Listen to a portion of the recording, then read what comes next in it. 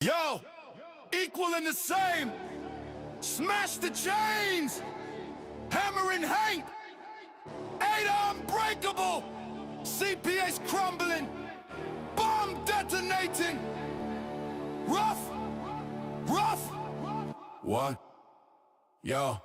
We equal and the same, no damn chains on our flame. CPS, demon scheming, playing very twisted game. Hammering Hank, pounding hard, shattering the frame. Fighting for blood rights, igniting the blame. Ada warriors rise up fierce, disabilities defy the curse. Equal under fire, no retreat, no reverse. They divide and conquer, label us lame. But on a podcast, we unleash the hurricane. Equal and the same, what? We demolish CPS, what? Hammering Hank charges, Ada invincible, equal and the same, explode the bomb news, people with disabilities, warriors unleash, we seize the truth, unleash beast, snarling at the beast system, they caging in rage, but hammering Hank crushes the stage with savage rage, podcasts erupting like a nuclear bomb, CPS horrors exposed, calm before the storm, hell no, Ada armor for the bold and the scarred, people with disabilities, stars in the yard, no inferior labels, we clash in the night, hammering vengeance till the dawn's brutal light, equal and the same, we demolish CPS, hammering Hank charges, Ada invincible, equal and the same, explode the bomb news, people with disabilities, warriors unleash, we seize the truth, unleash beast, Lord feel my fury in this infernal war, equal and the same, we even the score.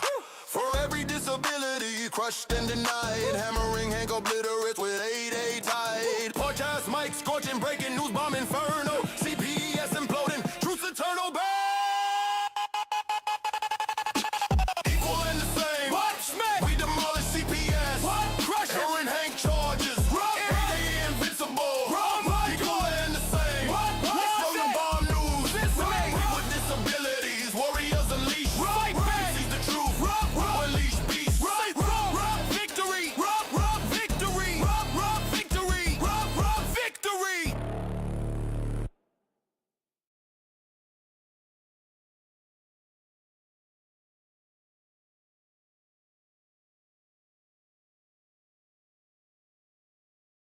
CPS took my neighbor's week. Here's what I wish she knew beforehand. She had no clue what her rights were and completely panicked.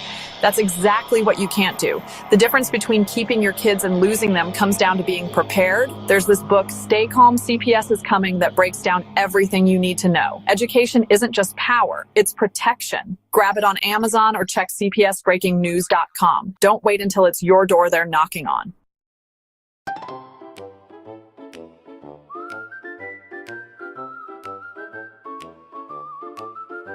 When the courts aren't blue saying fair, you have pulled out your last hair.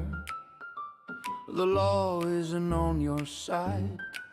These corrupt judges take you for a ride. The courts don't want to even oppose. That's how we know it's corrupt. My disability has a name. We're all equal and the same.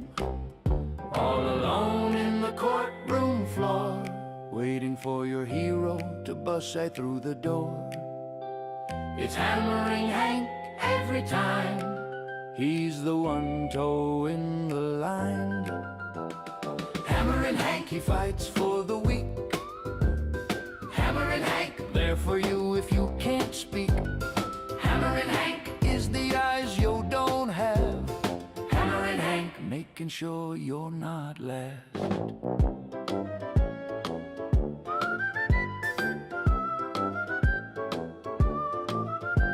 In the court they do have rules. They don't treat you like your jewels. You deserve all the commodities. Just because we have difference in our bodies. The law is made for us all.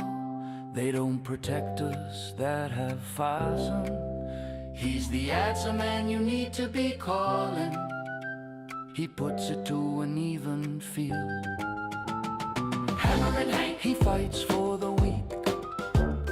Hammering Hank, there for you if you can't speak. Hammering Hank, making sure you're not last. When you're a bit different, to phone you free. The playing field is equal, what do you bet? That judge has to toe that line. The oughta make sure every time. Hammerin' Hank, he fights for the weak. Hammerin' Hank, there for you if you can't speak. Hammerin' Hank is the eyes you don't have. Hammerin' Hank, making sure you're not last. Hammerin' Hank. Hammerin' Hank. Hammerin' Hank.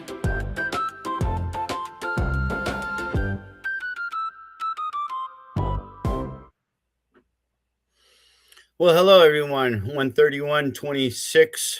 Can't get used to saying that. The 26 part. My name is Henry Martaccio. Thank you for joining me on Equal and the Same tonight. We're gonna have a crazy night, guys. I'm gonna let you know right now. But I want to get into a few things that probably have cooked over the week. Guys, we got one option. And that's to come together as one. And I don't care what your group is. To think that I would want to go up to Congress and do something to harm you is another craziness. Or if somebody else is going to Congress and they're looking to harm us, it's craziness. Guys, we got to get a bill number. I don't care. After the bill number, whoever writes their godly bills could end up having them amended on the floor to be a screw me bill. And this is where these groups do not get it. They don't comprehend it. And I'm telling you right now, we have one common thing. In fact, we have the fact that the courts are non-compliance of the American Disabilities Act. Hence, they are not giving us the appropriate programs, services, and activities to ensure our family integrity and families are kept together as their first and foremost obligation. Me as a parent, I mean, honestly, I just see it as a thing that, the courts have to be there because there is going to be a small percentage of children that are truly being abused. It's this other crap where we're just lining the beds and coming up with statistics that they have to fill these beds every month in order to get their big fat check. And guys, it's just crazy. And before I lose all my screen, I want to say hi, Debbie, and hi, everyone else. And Debbie, I'm so happy to hear you got to see your grandson. I hope that was a great time you had with him. And for the ones that are living in this country in the cold, like we are in New England, man, I feel you. I feel you so fact. It's so crazy on how cold it is. It was -6 today at Bradley International, and I'm just 10 minutes from there. So it was definitely a crazy day. But tonight's guests are going to be, and hopefully I got a great lineup tonight because I've asked Darren to help me out on this and bring in the best of the best, and hopefully we can get some questions answered to Kathleen. Kathleen Arthur is going to be somebody I'm going to be bringing in a minute, but I'm going to let her tell her story with a person named Melissa from Connecticut. I'm not going to say her last name unless she wants to. But anyways, she's had great meetings this week with a lot of Congress people over a bill that she's written. She's been through the system. She's been abused by the system. She's been meat grinded like all of us have. So, I mean, there's no reason even to get into her story. But trust me when I say to you, not one of us would not have you. Here she is. Hi, Melissa. Hi, guys. Have your back. And if anything, Darren, bring us all in for the party because it's time for you, Kathleen, and whoever else that we got for super special guests that are going to answer some of these questions. But Melissa and Kathleen, I want you guys to get into it tonight about what went on in DC and how every advocacy group needs to start thinking outside of the box, because I've always said it's follow the money. If we can prove the money's being abused to Congress, they got more ears on that than they do about our individual children. Take it away, you two guys. Kathleen, put on your camera. We want to see you in your pretty dress. Uh-oh, is she even there? Yeah, she's there. She's definitely there. I was gonna say, I see her in the black screen, but yep. But hey, go ahead. You want to start off because we were talking backstage before we went on, and she was going to give a lot of kudos to you and what you've done this week. So if you want to brief in the community and what you're going to need from us or what they can do to show what you've done for the data for Connecticut is the main key, because it's all about data. Oh, she dropped out. I see that. She must be having She'll be back. Yeah, she'll be back. I know she'll be back. iPhones screw around with this system a lot. So if anytime you're going to be a guest, try to be on a computer. Right after I spoke to you, she called me with some absolutely amazing news. So I am waiting for her to get in so that we can. That she said too. We'll let her, but prep everyone, get everyone going. And again, how you've come to the conclusion and how your data is actually opening up doors. I mean, then you can even tell the story about how due process is being ensured to illegals, which yeah, their due process still needs to be met with, whether they're illegally or illegally. Yep. But how you've connected it to one office and their eyes were like, what? So basically, I've been in the family court system for 13 years. The last 10 years has been absolute hell. Someone who was always a high honor student in school, never got in trouble. I had zero poor mental health record, zero arrests, zero drug or alcohol arrests. I mean, nothing. Clean as clean can be. I actually got my license. I'm a professional pyrotechnician, which is one of my trades. And for that, you come into my house this 4th of July. I've been doing it for 25 years. Started at 16, which wasn't 100% illegal, but technically that was before 9/11, and they really tightened up on things. But yeah, I started on the professional sites, and you actually, to run a professional fireworks site, you actually have to call, what's kind of funny to the family court system, what's called a certificate of competency.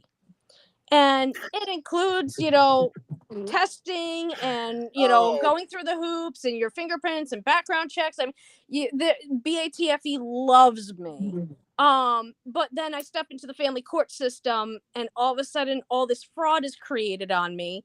I'm a drug addict, and I have mental health issues, and I'm histrionic, and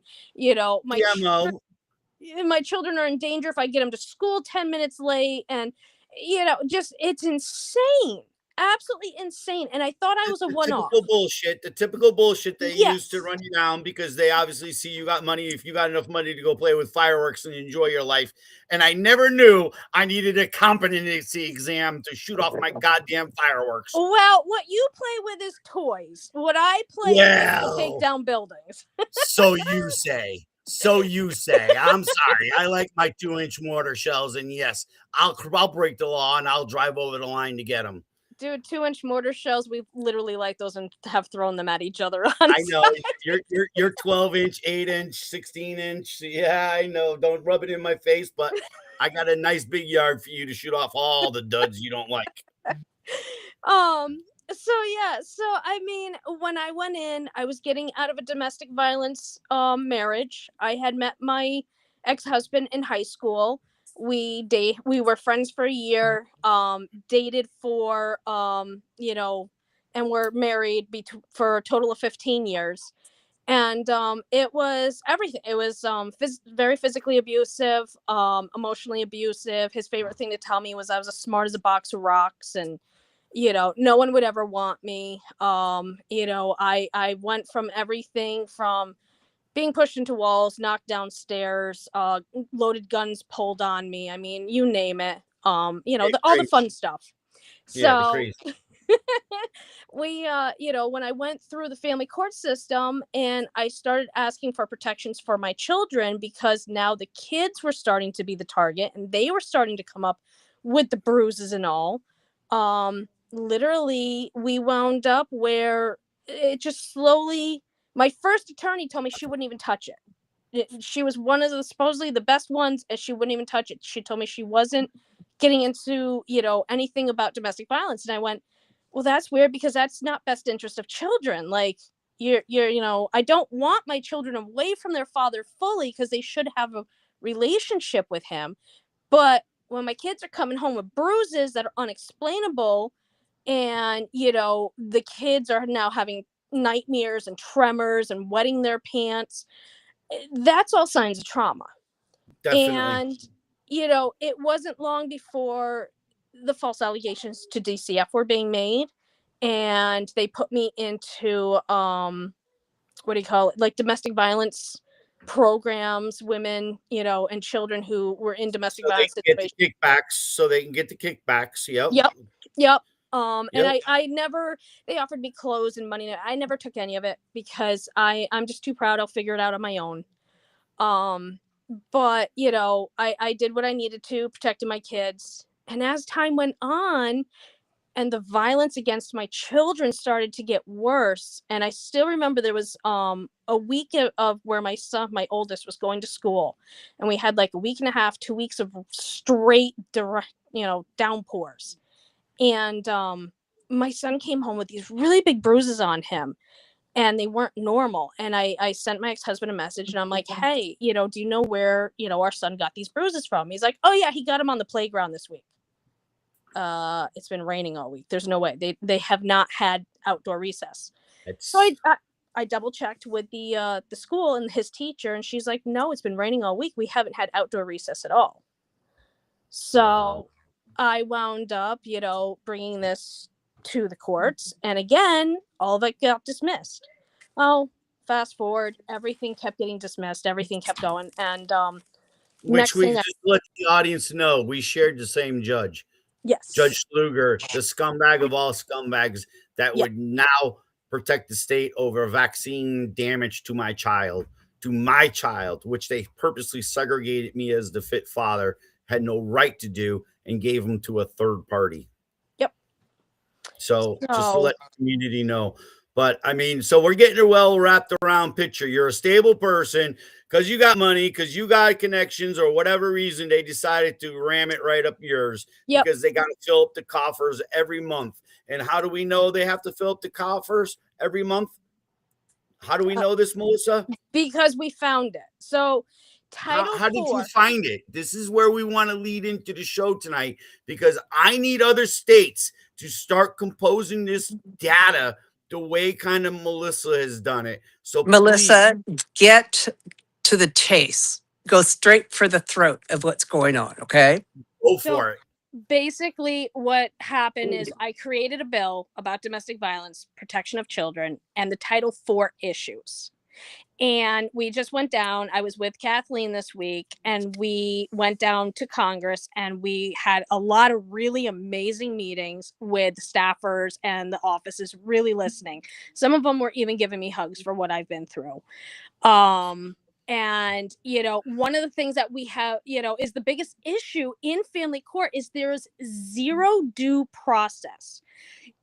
You can have, just like in my case, you can have all the evidence in the world of there's abuse or there's issues, or you're just trying to protect your kids, but the judge has their own incentivization from the Title 4 funds to remove your child from you and make your family start going through the lengthy, expensive, traumatic Let system. me just reword that a little bit. Okay. In family court, the rules of evidence allow the judge to allow lies under the guise of hearsay. And under family court, the judge is allowed in family court to exclude legitimate evidence because the rules of Discretion. evidence in family court suck. So I'll let you go take it from there. The judge's So discretion. And for the ones that don't Mhm. know, this So also applies listen, to this is CPS. important. Listen, let Also her go. applies to CPS because Yes, they can let her throw any go. evidence they want. They can lie all they want. They can manipulate all they want. yep. So, And wouldn't it be wonderful if So what has happened now is, because of our stories and because of us talking with these offices and letting them know what was going on, Kathleen has a lot of really good connections, and she is working with some very good people. And she was asked tonight about 3 different points that she feels is important to go ahead and help protect children for a certain EO that is coming up in the White House. Now, Let what's me the let me EO? hang tight on that. What's an EO? What's an EO? Or let me answer that then. An executive order is an EO. And what has happened, it's a little bit different than what she just said. Oh, okay, What sorry. happened was after the CPAC sex trafficking meeting, I met someone who asked me to participate in writing of an executive order for Trump. And I said, oh, I'll think about it and get back to you. No, I did not do that. So I said, yes, I will. And so I wrote like 22 points. I probably overdid it. And they only took, the bad news is that they only took 2 of the points to use in the executive order that they wrote. The good news is, oh my God, they took 2 points and they put them in the freaking executive order. I cannot believe it.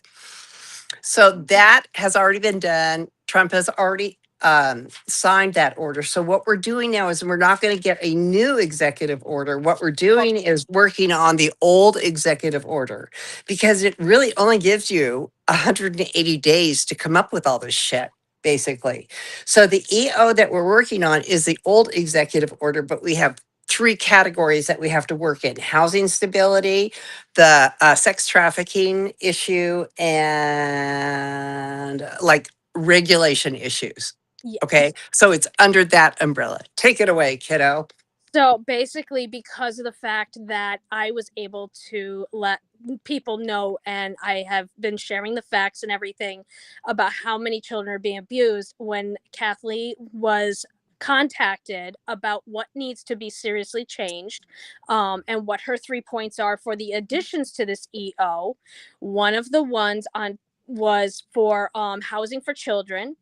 Another one was for actual due process in family court and no longer hearsay or false allegations. And that And was under the regulation slash deregulation. What needs to be regulated differently? What needs to be deregulated? So literally, what we are going to ask literally JFK is yep. whether we can deregulate family court and instead use the rules of criminal court to rule over and absolutely abolish the use of hearsay.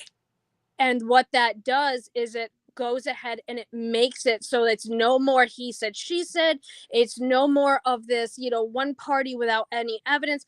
If there is no evidence and your ex just continues the use of you're mentally unstable, or you're going ahead and doing things and there's nothing to prove it, if those judges take your kids or they put orders that are, against due process against you, that is now, I mean, it always has been, but it is now tangible fraud that you can go ahead and you have real remedies and Right. actions to take. So, And for example, if somebody goes into court and lies, right now in family court, literally, I think everybody Everything's a lie. online right here has had an experience where they Yeah, went into family absolutely. court and they lied. There, because of the way it's set up, that is family court, their rules don't provide any remedy to get justice for lying being introduced into the court. Now, criminal courts do. You can do fraud upon the court, you can civilly sue them. I mean, there are remedies in criminal court if somebody lies about you. the best So what part is, we're basically saying is there might be a chance that all civil courts will be collapsed and everything will be put We in criminal. want all family courts to collapse. We yeah, want, see, the title of the 3rd category, which Melissa's fits into, And hold on, just is for the clarification. regulate Hold or on, just for deregulate clarification. categories. When we say family courts, we're including CPS courts as a family court. Any CPS court is a family court. Any court And that is just so that currently, everyone out let me there is define this for crystal you. clear. Any court that is currently in any way funded by Title IV or used for Title IV, that would be all evidence submitted into child support issues, all Correct. evidence with custody of child issues, all foster care issues will allow real evidence now when you have it to be submitted to court by the current rules of criminal court. Okay. So it's not like you can put any evidence in there, but at least you can put some evidence in there. You are allowed to because that's the rule. But the big thing is that currently with the family court, because they allow hearsay, if anybody, and I mean literally anybody, enters all the lies they want, there is no civil remedy because all they have to do is say it was hearsay, right? Yes. So the Or second the other way big around, prove thing it. is that we are going to not allow hearsay, which is again part of the criminal court does not allow hearsay. No, it's a So what we want to respectable do court. is deregulate everything having to do with a family court and anything that has those awful rules and put in place criminal court rules because the choice was civil court rules or criminal court rules, and criminal court rules are much more stringent, the evidence to No, be used, because these are your children you're talking well, about, for God's it's not sake. only that though, Kathleen. How can you tell me that this parent's been taken away? They're so bad from their child's life, but society does not have to know that they are a child abuser? That's just Right. wrong. Well, I mean, again, again, we the know about judge pedophilias, under we know about family robbers, court we know about crooks, we know the about all the these people. judge under the family court system. And I'm going to tell you, Wyden's often didn't know this, Sanders' office didn't know this, on you go. But the bottom line is the standards for family court is to allow hearsay, which is the right to lie, and to not allow any evidence they want. You could have the best freaking psychologist in the world on your side, and that judge can say, I will not take that testimony, and there is no recourse. Now, this is my feeling that though they're doing this because why? The one who profits from it is the American Bar Association or And your state we need to bar. disbar them too, but that's a Well, we're different. going to get that in a minute, and that's why I'm open for another guest to come in. But This is where let again, Melissa go ahead and finish that go up. ahead, because we got 2 hours, guys. Don't worry, we're telling the Okay. story tonight, and we're telling it so hard. Where even Sam gave me permission to go over. So again, healing with Sam will be after us, but she will start. She might even participate if she gets pissed off enough of what she hears tonight. So, guys, rock and roll, man. I'm asking you two to beg the country for the help to get behind you guys and show the data, show the numbers. And we, Melissa, teach them how you did it. I just have to say, I'm seeing some of the comments, and Kelly, I completely understand where you're coming from. For me, it has been 10 years of me fighting for my children to be back to a normal mother. And trust me, Mm. it is devastating to have to go through this process. And we're not done. I had planned on being back down in DC tail end of this coming week, but now I need to regroup with Kathleen and come, discuss things. But no, we so I wound up because the Title IV money is so dirty. And what Mm. when I wound up You I have I no used idea how dirty is dirty because when they cut the services and returned it to the general fund, that just blows my mind. yeah, That they're so legally able to do this that there is not one competent legislator that's up there and saying, you know what, this is good for our state. Let the returns be. It's purposeful. It's purposeful redirection of the service program and activity funds back to feed the state so the state could do what the hell they want with the money. You yep. way us overestimate our Congress and their ability to know what the hell's going on. I mean, It's their money. way. It's They're their not doing it money. on purpose because they have no the fuck idea what's going on. Am I No. wrong? No, they have no. I literally, in one of the meetings, the woman was absolutely amazing, sweet as could be. And she literally told me, I've never heard of any issues with family court. And I'm going, how have you not? Have you not paid attention to the 91 million families that are affected by the atrocities of family court, who literally are screaming as loud as they can that our children are being harmed, and you're telling me they don't know anything about? They don't. They're so high and so, like, broken off from modern society. They don't know what's going on. I swear to Well, God, these what's people don't happening know. is that they are very smart, right? Super intelligent kids. Really nice. So God, we had the best ones. We really did. We had only one dud in the whole bunch that we went to go see. Which was They a were good. They were understood what we were talking about and everything. But the thing is the way that our Congress is structured is that they all rely very heavily on like interns. And so these kids that you talk to about all these really important messages, if they're there for more than a year, you're absolutely astounded. So there's no longevity. First of all, with these kids for the issues. The second thing is that these are kids with a silver spoon in their mouth, going to Never, the best never been in the colleges. trenches. They Never been have in the trenches. zero experience, and I mean zero Right. experience with child support or with family court. We went, this was not this time, but the time before. Yeah, I went in. I think you were there, Melissa. We went into Wyden's office, and I was trying to gently describe what was going on to them. And you don't want to just come in there and say, they're committing fraud. Like we you hear know, day in and so day I out was from I was like, everyone. I That's was at an everyone's story. impasse because I couldn't think of a gentle, nice word for it. And the guy behind the desk literally yelled out, "That's fraud!" Oh my God, I can't believe you got it. Then I look, I go, I was so amazed. I said, "How do you know that?" And he looked over to his counterpart, and the gal sitting behind the desk was a foster child. Yep. And Really? so the front desk did know, because there was one person there who didn't have a silver spoon in her mouth when she was raised. She had real life practical experience. So that needs to happen a lot more with our senators and congress people in order to get correct information to them about what's going on, because they truly don't know, which is weird. But Melissa told me, I cannot count how many times, boy, I would really like to get this done in like, a week.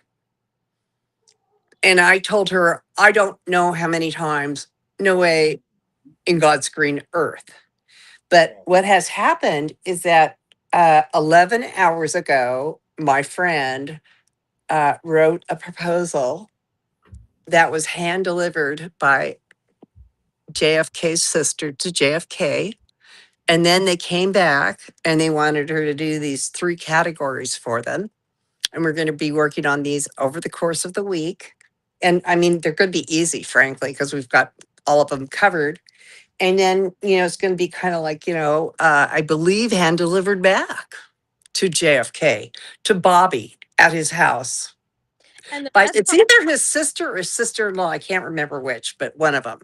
And this is by the gal who is actually, I can't say her name, but I will say that she was at the signing of the executive order for foster Nice. care. Yeah. and the best thing, Nice. Well, I'm going to be a jerk and I'm going to ask a 4th category because, after all, if I don't speak up for the disabled right here now, I'm a bad host. So, Right. can you put in the 4th category as being the ADA compliant? Well, you know what? ADA is already there, isn't it? yeah, All the rules. And in Yes. family court, they ignore them, right? So if we Mhm. don't have family court, they don't have the ADA issues in criminal court. Yeah, but I just got Because out of there, the now appellate court. listen, there is recourse. If you are in criminal court and they don't honor the ADA rules as written, there is civil recourse. They have to pay you for that. That's not there in family court. So Right. if we simply transfer the rules of family court and make them go by the criminal court rules, that will take care of the ADA issues already. It'd be one simple line to the ADA. There is no undue burden anymore in 2026 and beyond.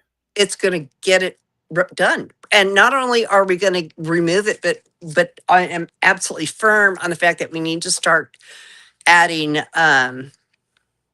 There's really absolutely no sense at all to write a law and not have any Teeth. accountability or Teeth. oversight.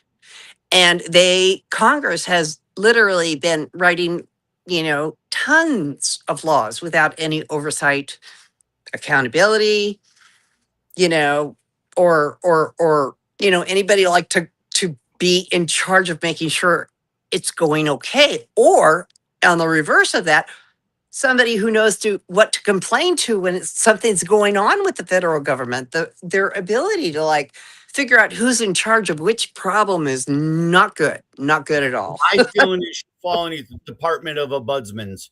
It is a health service that the court is supposed to be providing, because you got to remember now you're dealing with post-traumatic stress parents all the way down to whatever they're accusing the child of having from the parents' neglect and abuse. So again, there's no teeth in it. We know they say they can take away the federal funding, but there's nobody here to account of the funding, and Right. that's what we're seeing in every application. Yeah. That they're So saying let me they're just go ahead and tell you too that benefits. the court issue was actually only one of the three categories. So the other category that will take care of this particular part is that the data is going to be updated to an ICD type system, to where if there is corruption, if there is fraud, if they're using the wrong kid, if they are not ADA compliant, we'll be able to trace it down and do something about it. You never see any fraud in family court or uh, uh, child support court, because there's no way to trace it. When And you No, yet, look at not when you always. look at Medicare or Medicaid, they have fraud court all day, every day, up and down in days. yeah. Because you can trace that. So they're going to work on doing an ICD type data system, which I've been promoting for over 2 years. They're going to ask Bobby. And that isn't the reason they're going to do it. The reason they're going to do the data system like I want them to is really funny, is because every single state does their own data system. So we simply did the math on, well, okay, so every single state has their data system. How much does it cost to update it every year? How much is the training on it? How much blah, blah, blah? Because do you realize that the federal government pays 40% of the upkeep of the computer systems from 50 different states that we can't get any information from?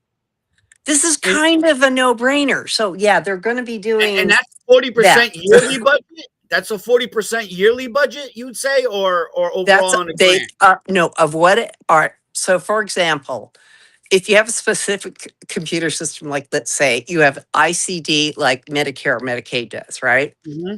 Every single year you have to go through and do maintenance of some sort, and maybe some training, whatever. Okay.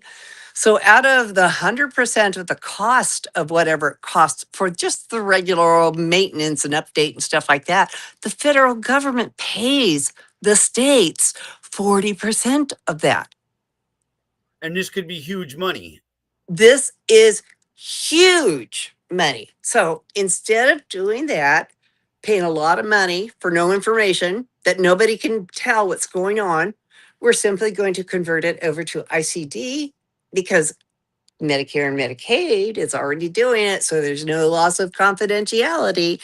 And it's a great coded system that we're working on introducing all of child support issues to and all of foster care issues to. We've already got a team working on that. And they're going to go ahead and make it so that we can track everything. I mean, under the ICD system, you can tell there were X amount of children ages 13 to 15 who had a tonsillitis or tonsils removed, on a certain day. That's how exact you can get. And that is not a breach of security. That is not a breach of data. That is telling the truth about what's going on with the kids. We don't even know where the children are right now. The other thing that we're going to do too is she is going to tell Kennedy about the AWOL situation, which is basically children enter foster care, then they vanish, then nobody reports them missing, nobody looks for them, and then they're ending up sex trafficking. And we knew that was happening. We knew that the kids were going in, we knew they were vanishing, we knew they were going to trafficking, but we didn't know what that middle part was. And I just discovered it 2 weeks ago. And what it is the illegal use of AWOL and runaway by the states. The only federally recognized term is missing child. But this awful thing took over all of the states where they started using either AWOL or runaway to categorize the child instead of missing child. And how they interpreted that was a child who was AWOL or a missing child or a runaway child. They never reported it. They didn't report to 911. They did not report to the Center for Missing Children, nothing. So these children were not being reported. There was Now, an another HHS funny thing too. report and a Connecticut report that showed that 70% of the missing episodes of children were not being reported. The 2024 report, after they were chastised about it, the 2020 National Center for Missing Children report shows that foster children, who are 0.5% of the child population, again, foster children are 0.5% of the population. The National Center for Missing Children, which has had up until 2024 about a 0% of cases having to do with foster children assessment, jumped from almost zero to 70% of the cases. It is statistically In 2 years, impossible in in 2 years, one year. one year. It went from 0% of the That's right. Center for We're Missing in 2026 Children's now. Yeah. reports of Yeah. children to 70% of the children who were reported missing were foster children.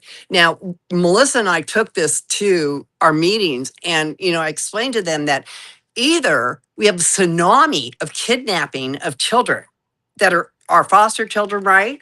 I mean, all of a sudden there's something terrible going on if it went for, in essence, 0% to 70% of all of the missing children. And it's only 0.5% of the population. That Nothing. includes the babies and Right. everything.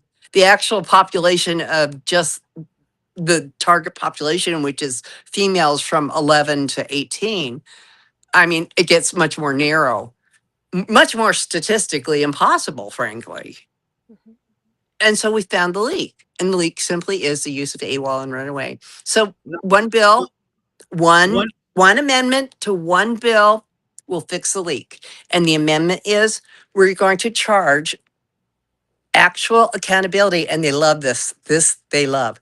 What we're going to do is if a social worker fails to report a child who is missing and labels them AWOL or runaway or whatever, and does not report them missing, and then subsequently call 911 and the Center for Missing Children. If that child dies, or if that child enters sex trafficking or trafficking, that social worker has to pay $5. Why $5 to hold them accountable for the fine that you can now sue them? Nope. That just gives a tiny level of something that is not currently there. It's called accountability. Right now, 70% of the children episodes who are missing, 70% of the episodes are not reported at all. Like they're supposed to be federally. It's against the And federal there's no law. Amber Alert. I keep on wanting to put that in Oh, there. That we've there's no actually Amber fixed Alert. that whole thing now. That the whole entire Amber Alert system is completely revamped now. So we're good with that one. That one's fixed. There's one other thing that got fixed too. We're fixing shit left and right, but the Amber Alert is no longer an issue. They are, have you noticed that they are? Well, I can tell you what, from the 2024 statistics, the children were not getting Amber Alerts, and we knew that, and we knew why. We Why? fixed the problem. Well, because they don't do Amber Alerts on children who are AWOL or runaway. It makes no sense to me. If you're the No, state no, and no, you're no. That was wrong. That they admit that and they fixed it. So now they are. They are. They have in service 3 of them in 2023 that said you got to stop right now using anything but missing children, because missing children is the only acceptable term for the federal government, and they are going to turn our Title IV money off if we continue to disobey the law. And it's sort of So like they what I try to teach stopped. everyone here, that you don't want to use an ADA contact person. You want to use what the federal government describes to end discrimination was the DOJ and the designated responsible employee 28 CFR 35.107. That's the only definition that matters when you are coming for your disability rights, guys. And again, what Kathleen is speaking now is the truth. If the states are not speaking the language, why should they get the money? And again, this is why I asked so many people to join in tonight, is to start, helping us crunch numbers, because I think Melissa's done a phenomenal job on breaking apart Connecticut's data. I forgot what the number was, Melissa, that you used with me earlier on Title IV funding through child support enforcement. I think she said it was $180 million a year. The judges and state actors were getting paid in pensions and benefits and bonuses. Go No. for it. The bill that I had written and everything about due process and about remedies for and holding domestic violence and everything accountable. The bill that I have, it was, if they implemented just the few simple protections I put in, changing from the non-evidence and hearsay style court that we currently have to actual due process ADA rights, civil rights, we were going to save $174.5 billion Billion, that's what it was. annually throughout the government. Connecticut alone was going to go ahead and save, it was about $74.8 million a year annually. Plus, instead of completely getting rid of the incentivizations of the court system and foster care, right now the courts are incentivized to take your kids. They get paid to break up families, put kids through trauma, financially drain the parents in every single way. Right. And I mean, just 78% of parents who walk into family court wind up in bankruptcy, fighting for their kids, because the courts have figured out, if they continue to just keep putting parents through it, the good, loving parent like myself will go ahead and continue to fight for their kids till the kids are 18 years old. They don't Pay. trauma it causes Nope. So everything was incentivizing basically harming and trafficking children. Yes. The way I was changing it, and where Kathleen kept getting worried of trying to get it done because of the Title IV funds and the fact that there is a separation of power in states. So the federal government cannot audit the states. Right. Because of that separation of the government from the powers. Yeah. So exactly. So basically, the states figured out as a whole system that, hey, the more kids we take from good parents, the more kids we put into the foster care system, especially poverty parents, the more we destroy the family unit. We can go ahead and we keep our foster care high. We get anywhere between $12,000 to $30,000 annually for per child. Then we drain these parents and we bleed them dry through family court by using the child support system. And the state of Connecticut gets $2 for every $3 they collect in child support currently. It's insane. It's insane. So that's $2. That's $2 operational cost, guys. $2 operational cost. Yes. For every $3 they collect. So let me go ahead and go back just a little bit to the part of what you were talking about before we go over it. Go ahead. So we have discovered a new, very powerful tool of accountability. And this was introduced by the state of Connecticut.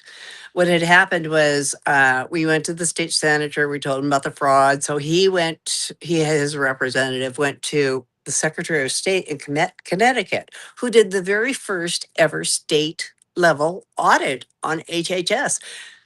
No state has ever been audited by HHS, their own Secretary of State. I didn't really connect the dots that, of course, the federal government can't audit the states because Only the states can audit the states. And the current modus of operandi is that HHS audits itself. And boy, they found themselves to be hunky dory, rosy, okay, no problem.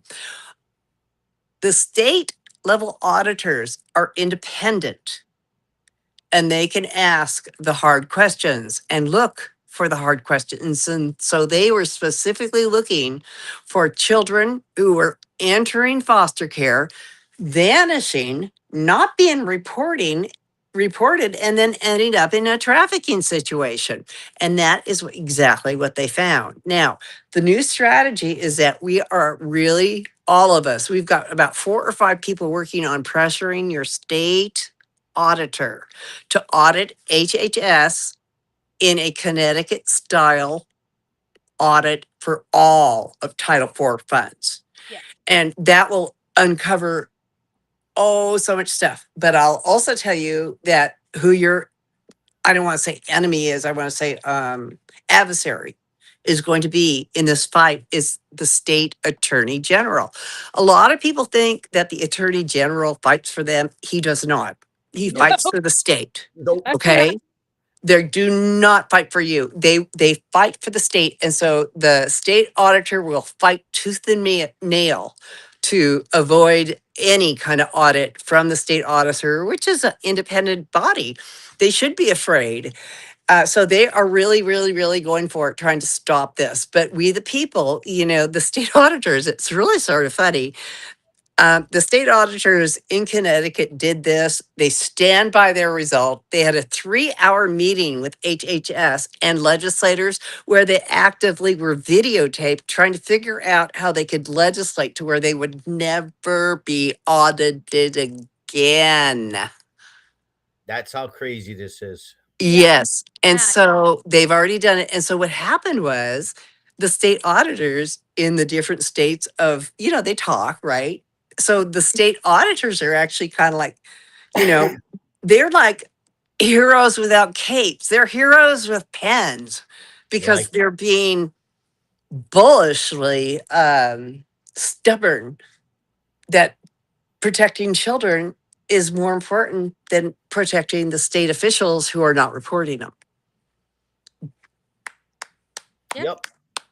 Here's Kudos. to the state auditors. So contact your state auditor. That's one of our good strategies now. Yeah, but what if the state already has some type of audit? Because It doesn't again, it's, matter. They all have some sort of audit. None of them and have that's state where audits on I HHS. really It's the want. HHS audits from the state of Connecticut, right? They had Right. audits up the yin yang.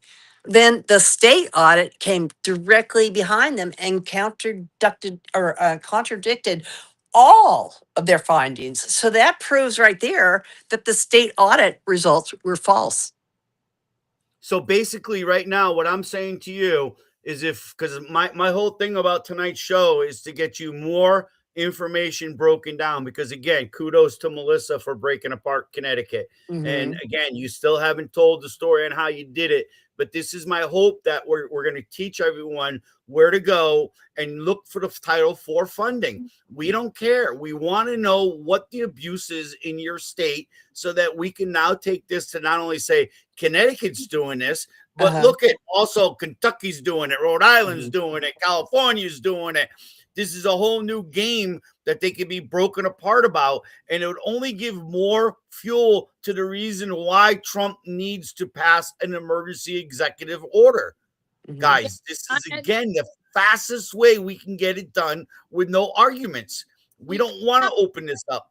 He cannot pass an order on family court itself because that is a state-ran court. But he can pass it on Title 4D, Title 4B, and Title 4E.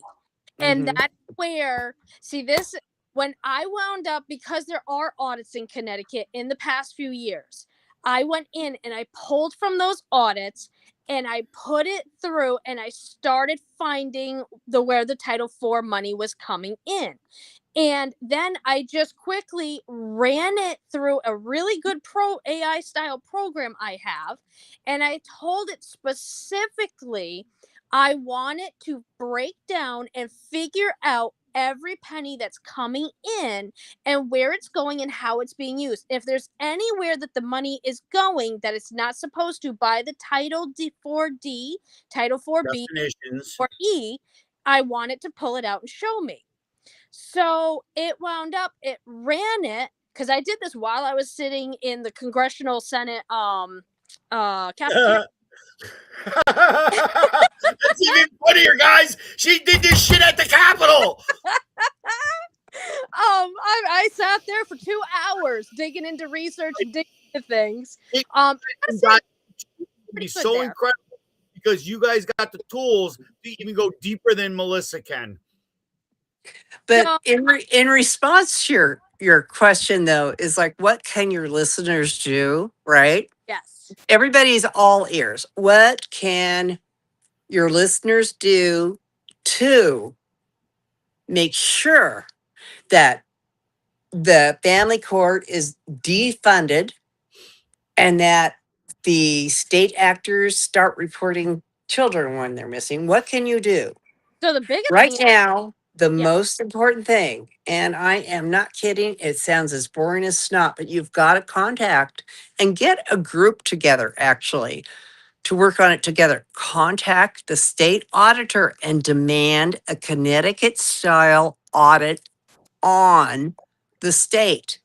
Yep. This will give us the information that we need to do the change that we need. We don't have any ability to get any data on a federal level because it's all different for every state right now. There's no like ability for any computers to talk to each other at all. And we're trying to fix that as one of the 3 points. But right now we have what we have, but we do know there is a weapon that works, and that is doing a state audit. And what I found is when I went through it, everything goes into the general fund, and then they're taking part of that general fund from those titlements, and they're paying out the judges' bonuses and they're paying out the GAL bonuses that they're not supposed to be using that money for. And I wound up, I actually sent it to a couple of the offices, letting them know that, hey, here's some of the preliminary that I have found, and there's more to come. Okay. And we're still investigating that yet. I have looked for this information for 10 years and not been able to find it. But with the power of AI, she plugged some stuff in and there you go while she's sitting in the cafeteria. So we need to review it, right? And then take that information and put it where in Title IV funding we can defund the problems. Yep. Well, So we Exactly. just need to take it from that one to the next. And my I did feeling have is you do have a request out there to my ethical hackers. Do what you do best. Get us this information for every state. This is going to be incredible, guys, because any state that's going to screw with us, legislator from Congress, is going to screw with us. We can cram it down their rear ends and again accuse them of some major stuff. And I'm waiting for my number one hacker friend, ethical hacker friend, to come on to the show tonight, which I don't know where he is because I think he's got to have a full piss and vinegar on what he's got for data to share too as of right now. And I don't know where he is. So is he backstage? Is he there? Is he alive? What does an ethical hacker mean? An ethical hacker is, from what I learned a term a week ago, that you are a person who works in the ethics of gathering information. Oh, okay. Okay. And you're not going to break the system, like go break into my computer to get what you need. Okay, so they're all legal and can't. stuff, but they're Yeah, getting we information. can't. Okay, cool. We can't have somebody go out and hack the United States Okay, government. yeah, that's or what I was a state little government. concerned with. No, that's we why. want to keep. That's why. That's why I am covered my flying legal high, and I ass don't want to do and said, anything hey, illegal. I want dirt, and you ethical hackers know how to do it. Okay, as long as it's not illegal, I'm good with it. Right. No, people are always crunching numbers. And again, there's a couple of Okay, gentlemen good. that we wanted to have in here tonight with you. And again, when we'll send the videos to you privately, and what he's capable of doing. He's broke apart California, and this kid, for being under 30, kills me how he's got these skills. And I know there's people on this right now, this meeting right now, that got mad skills too. And they can reach out to Kathleen or me or Melissa or Darren, and we will get this information. But damn it, where's my number one hacker back there? Ethical hacker, Darren Guay. Where are you? Are you on this line tonight or what? Because again, I am starting to poop out because it's been a very long day and I am just exhausted. Absolutely. So is there any questions that anybody has? And then I'm going to get off and let you young people chat it out. No, go ahead. If anyone wants to post some questions, I mean, there's been, again, some pretty much stuff. White hat hackers for moral reasons. I like that. And that's what we're going to be reaching out to is guys, I'm telling you right now, this could be broken apart somewhere along the line. Your state has done some kind of bullshit evaluation audit. I know every year our legislators demand the state of Connecticut to come in there and give a basic report. And it's not like an audit, but it should be enough to get the numbers rolling and compare all the numbers and get them going for you guys. Because I do believe this is going to be an issue that, you know, is going to rock and roll so fast that we don't want to miss this gravy train to prove what is truly going on. Again, we can't prove our individual cases, but if we can morally collectively come together and show that the money is not trickling to we, the people in need of the program, service, and activities, now ears are going to perk up at the federal government saying, well, where did my money go? Yeah. I'm going to read this. It says, I'm horrible. I have a mental health diagnosis and they called me incompetent. After raising my daughter for 10 years with no problems. It's gross. So by switching the rules of court from the current family court rules that the judge can just basically decide what evidence to come in and make it ruling that if you have legitimate evidence, for example, you're not incompetent and you have a flippin' doctor ready to write a note for you, right now, family court can just say, that's not allowable. So criminal court will allow it. And then we're also going to get rid of hearsay. We'll take care of those things. So Kelly, that's the only question that I see. Kelly needs to go back to 2004. We can hear that tap, Darren. Kelly, you need to go back to 2004. Judge Bazelon Center wrote a paper on termination of parental rights with parents of disabilities that has disabilities. There's other papers that have been written called Rockin' the Cradle. This is all stuff back from 2004, guys, when everything was brought in. We just lost out on Kathleen, but she might be back. But Darren, talk your talk, whatever you want to do, my man, because I know you were back there listening. We have that report. We've had that report from the Connecticut thing. I think you brought that up to us months ago. The audit that they had online, that's available on cpsbreakingnews.com if anybody wants to go see that. And actually, I think that would be a good thing to show everybody right now, Henry. If you want, we can pull that up so people can understand. Yeah, but it's about Melissa, and again, right. But we can pull this up for her so that she can show everybody, because without seeing this madness, people don't even gather what's really going on here. I mean, what people don't realize is that 72% of the kids that are rescued throughout the world by the United Nations in these sex trafficking rings come through Child Protective Services in the United States. 72%. We are the largest of children in the world. Right. For a country that spends right next to what the military gets to use a year for their budget, CPS also gets to share with them.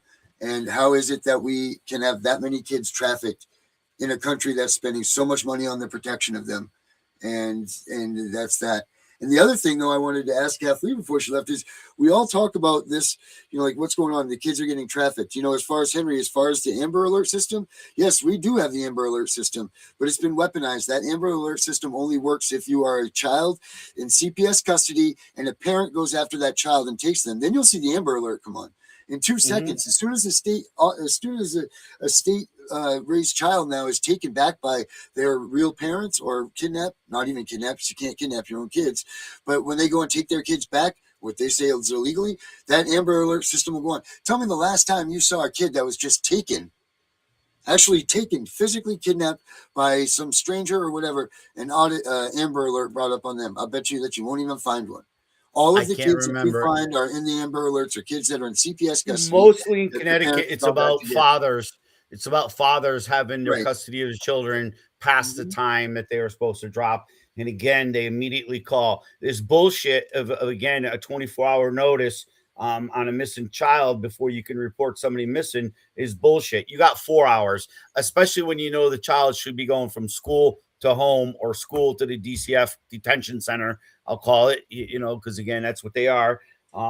It's again, there shouldn't be a question of where this child is. They should be tracking Well, this child like a parent tracks their child yeah. all day, all night. Well, they have the perfect storm, man. They have the perfect storm for the setup, because most of these kids, once you're TPR'd, you lose track of that child. So you truly, your family and you yourself as that parent are the only ones that truly would care about that kid 100% of the time. Where's my child? And, you know, if they're not around in 10 seconds or 20 seconds, let alone hours. So they go to these foster families, which we know are abusive. They're sexually assaulting them. They don't really care. They're there for a check. So they may not even notice that these kids are even gone for a week.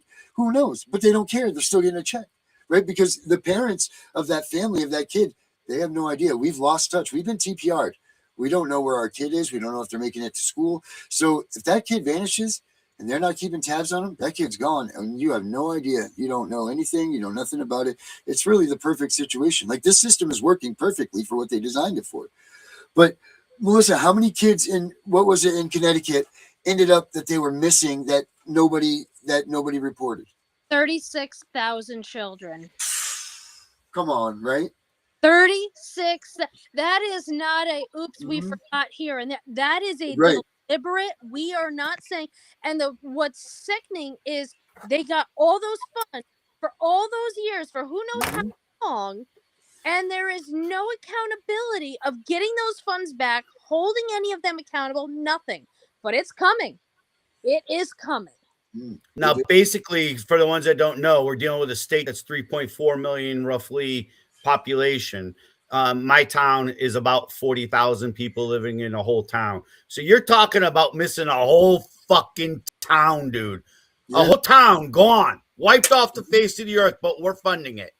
Yep. And that's exactly it.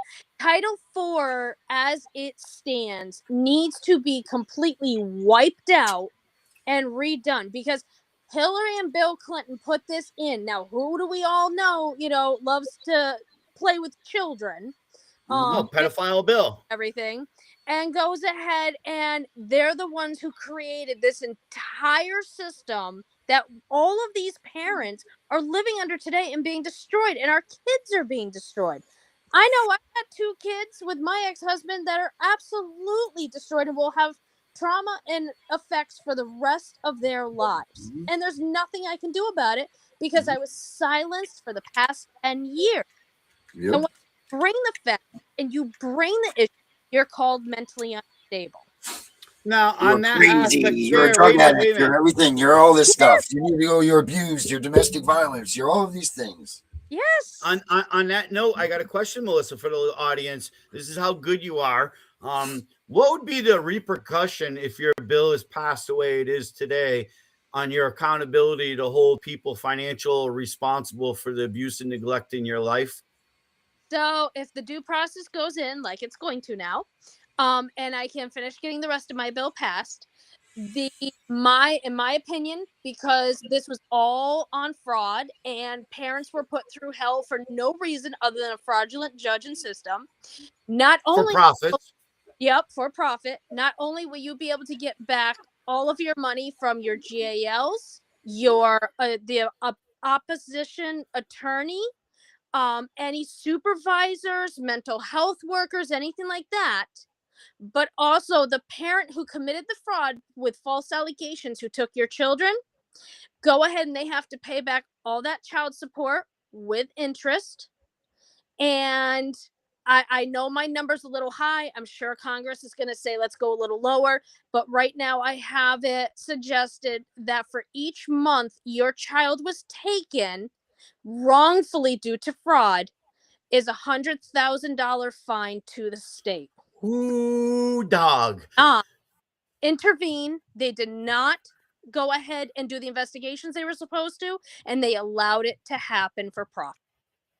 Yeah, they have that. They have already established that your kid is worth to you just in for a fact of being taken wrongfully at $600 an hour, 24 hours a day, 7 days a week. That's what they've rated that as. That's what the going rate is for your kid. So I mean, I think your Could you send that?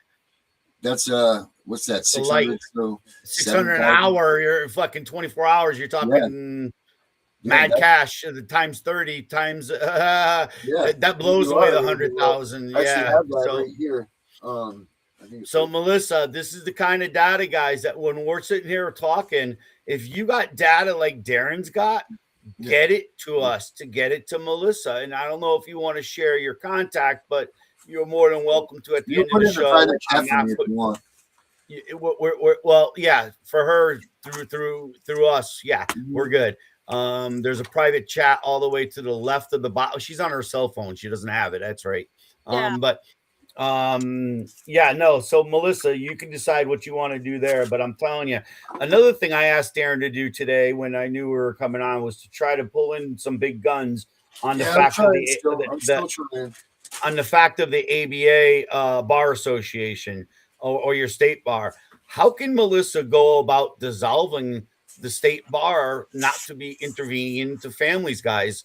Do you guys got any input on that, or again, you know who the biggest advocate for that is right now, who's fighting the bar in the family court system, and that's Dave, man. It's right, wrong, or indifferent. That's what they're gunning for right now, is getting these bar complaints in, and for each thing, they're the biggest ones out there that are actually putting foot forward and fighting the bar. I mean, if you were looking at people that amongst us right now, they are literally just attacking the bar itself. I don't know anybody else out there that's even trying. I mean, besides we the people have never voted to give the immunity to the bar. The bar was only recognized through their own appointment. The bar does not get immunity, right? The bar themselves don't get immunity, right? The lawyers, do they get immunity? Pretty much. The bar. I mean, the lawyers do. You would have to give a judicial complaint, and we know that's less than 0.001% finds fault in an attorney's case. Yep. So, I mean, that would be the way to work it out now. Is another thing that she's having a little struggle with, guys, because again, if we want to collapse the system and hold everyone accountable, that's it, man. That's the way that this thing goes down. Is this whole thing just needs to be crumbled. And no more band-aids. Worked on. A lot of that just happened today. So I gotta hook back up with Kathlee, which I was going to be going back down to DC this week twice. But it sounds like all of this should be really done within the next week or two, as far as, RFK putting this together and getting things done. Yeah, that what I was telling you about is it's called the Disrupted Parent-Child Relationship, DPCR, and Monetary Compensation for Emotional Suffering. That's what it is. It's from the Best Interest of the Child Institute that goes through it. And it says the monetary compensation for emotional suffering due to disrupted parent-child relationship shall not be lower than $600 per hour. I've never heard of them before. I have not. So I'm definitely going to be researching into them. It says any judge or officer of the government who does not comply with his oath to the Constitution of the United States, wars against that Constitution, and engages in acts of violation of the supreme law of the land. The judge versus engaged with treason. That's with Cooper versus Aaron. That goes along with this stuff. And it says the parent-child relationship should be guaranteed protection under the 1st, 9th, and 14th Amendment of the United States Constitution. So can you get that to me, or have Henry? Sure can. Yeah, you'll have it. Definitely revamp some things with the officers. And again, because we got some heavy hitters watching tonight, I think we're going to get some more ideas. And this is where I'm asking you, Melissa, pour out what you need to the public, because man, we're here to support you. And anyone who's going to play this stupid game, she's only here to hurt us. She's here to get us a bill number or get a fucking Trump to do an executive order. And again, with executive order, we have no say. She gets a bill number, it hits Congress's floor. It can be amended by any fucking prick. Okay, there's 450 pricks out there. Contact your legislator and let them put in a friendly amendment to the bill. And I will tell you, I mean, part of what has been happening with this whole movement over years is CPS does pay people to keep this movement from ever going anywhere. And there are people there You who kidding me? Are you seriously? They would actually do that to us? You seriously? Can you expand some more on that? What you're willing to share? Because Darren's been ranting and raving about this on a certain people that we know, and again, it's crazy that we would even fathom that we have plants. there are definitely plants. I do not want to give up my resources for that because I have good ones and I just won't do that to them. But there's definitely plants, and I mean, one of them has a Family Justice and Accountability Act, supposedly. Oh, really? But you know, there's Wait a minute. You guys are in there with RFK, right? Did you happen to see any of those people that were involved with that FJCA that used to be mine? You mean what? When your bill came out in 2022 and then somebody went and stole it and revamped it to be 87% likely to be your bill? Yeah. Oh, geez, wow. That's the one I'm talking about. The fraudster who's placing pictures everywhere that she's hanging out with RFJ Kennedy again. And the great news, I think, in one of her latest posts from somebody I heard was that she's got her son going to this big event. Oh, good for them. That's all I can say. Well, that's all she's got Very left. good. Very nice work. Very nicely done, because what people don't need to see is us squawking and bitching and moaning and complaining. We need to be one unified. We'll let God take care of her, because she'll get to that. She'll get to the pearly gates. That she's such a religious woman. She got a lot of answering to do. That's all I'm saying. Exactly. Oh, and see, that's part of the whole thing. I don't do drama. I do facts, figures, and let's get things done. And I will work with anyone until I see that you're not working in the same direction. So on that note, again, that's an invite to anyone across this country who has the skills to do computer crunching with Melissa. Because again, these are numbers, and you can't play this game where, oh, well, we're going to get the bill signed. Now, guys, what if we need the data to go to Congress to show the point? What if they need data to show to the press that this is what's going on? Again, this is why we're begging you. Take the time, take tomorrow, please crunch your state numbers. We cannot be the only leaders. Connecticut cannot be the leaders in this. We have to show a pattern in all 50 states. This is the key factor now, because Melissa right now, I know of one meeting, she went in and said, well, did you know you gave due process rights to illegals, but you don't allow it in family court? Yep. Do you want to expand on that meeting on what I said? I mean, just to show the people the balls you got. I mean, you got brass ones, baby. And to the person you did it to was pretty ballsy, in my opinion. So I had a meeting yesterday morning with Ted Cruz's office, and Ted Cruz is someone that he's on the fence, but I really like him. I back him because he will fight to the end for what he believes in, and that is what I believe in. And like him or not, I know some of his policies aren't always perfect, but I will back him. And he did. I looked up some of his policies on children and child welfare and, you know, safety, domestic violence, all of it. And he literally just in 2024 put in a bill about making sure illegal immigrant children get due process and are taken care of by the constitutional rights to protect children, but our own American kids do not get those same actual luxuries. And when I was sitting in his office talking with them, I said to him, I says, how do you do that? Now, I'm all for protecting, you know, migrant children in every way, every child. I don't care what country they come from. Every child is precious and needs to be protected. But how do you put that in and fight for that and get that done, but you're not doing it for your own American children? And she was completely unaware that there's no due process in our courts.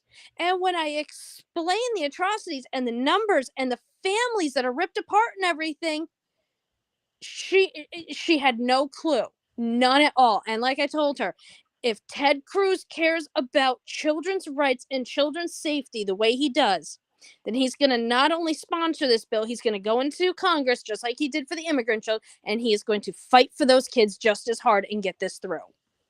So she was a wonderful lady, wonderful to work with, but yeah, I pushed them really, really hard, and I have a few other offices that So are really getting into this. So again, this is showing the balls of Melissa. If she's got the data, she can go in there and fight for your state and fight for you guys.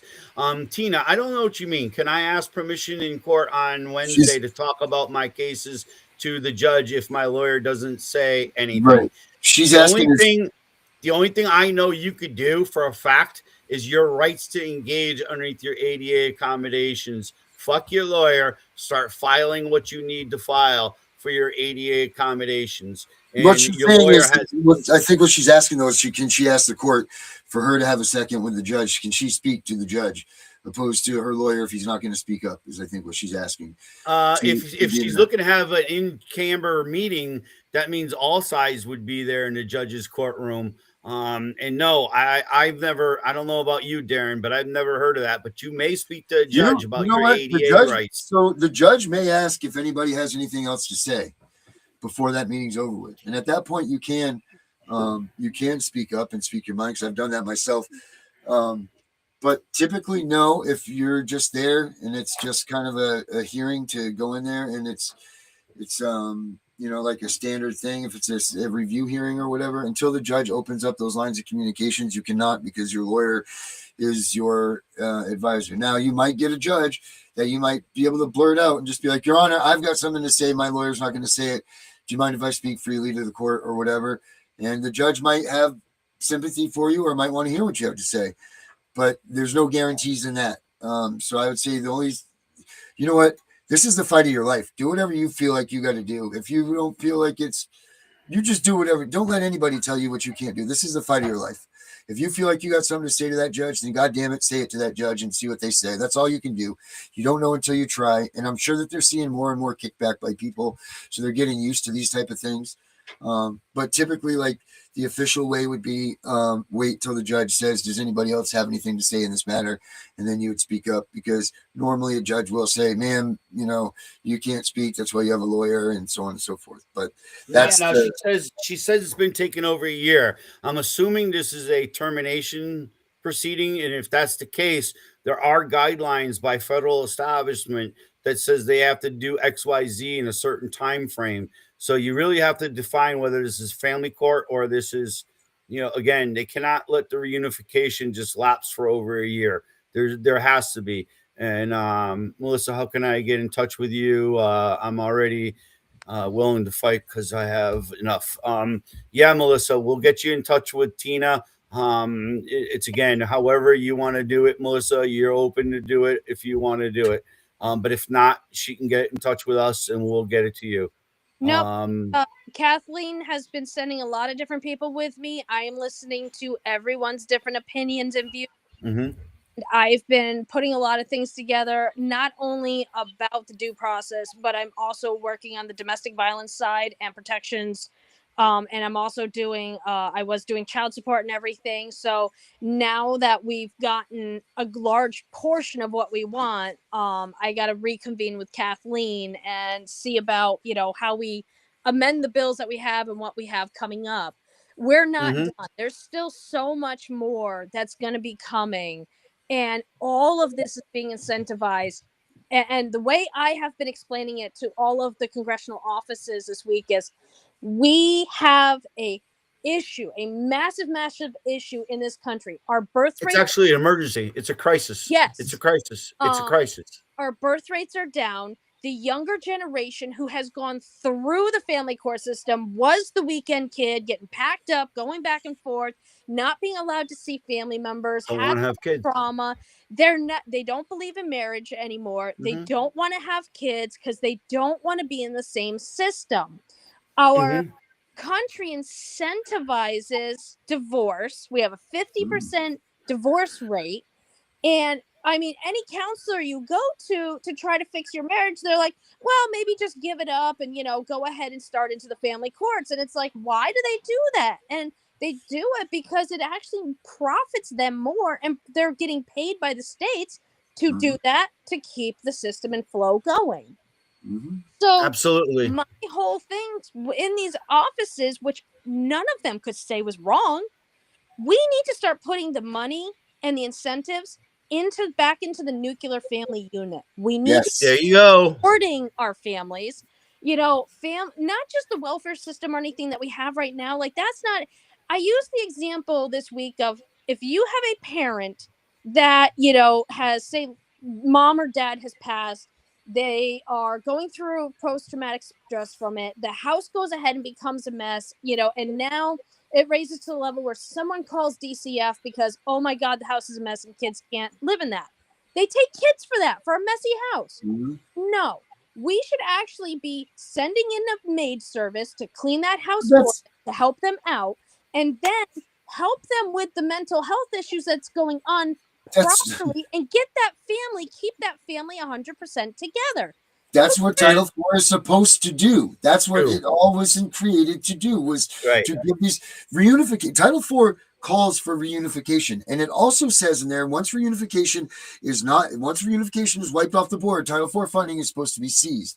That never happens. And that's why they lie to you when they say reunification's on the board until the very end, and then they change it to adoption or whatever. And then the other thing, Melissa, is check this out. And I've said this for a long time, because I know the absolute abolishment of CPS is like maybe far-fetched or whatever, because they're always, so everybody still needs to make their money, right? Why don't we just change adoption to reunification? So we take all the words that they get funded for, the incentives for adopting, and you change that to reunification, and then there you go. So you get incentivized for keeping the family together now, not taking it apart. That's a whole different game. Like, you provide, so you get that $5,000 bonus, or CPS gets a $5,000 bonus, or whoever gets that bonus for the incentivized adoption. And you say, you know what? Reunification. This family reunified, you get the incentives. So why can't we just do that? Then, you know what? There's no harm, no foul. Everybody still gets their fraud money that they're stealing, because we know that that's what's taking place. But at least the family still gets to stay together, and the family gets to come back home together.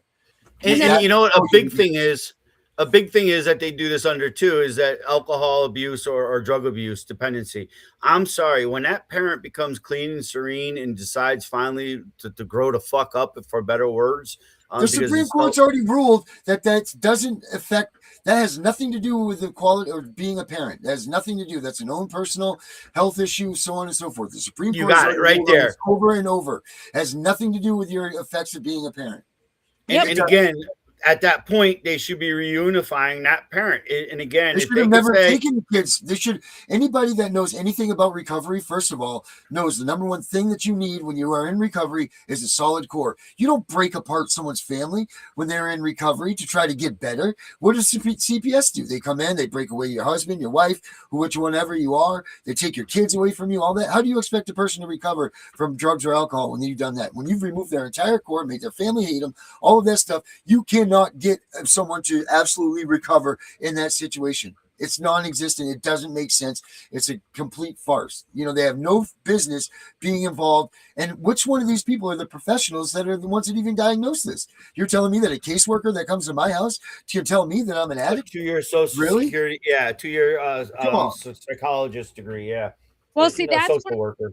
That's one of the things I have in my bill, actually, is when you are going through these type of systems, and if the government is going to be pushed into your life, I do have in my bill safety precautions for children from abuse, because, like, right now, if a child who is forced into an abusive home runs away, they go ahead and they run to their safe parent, which is where any child would normally go.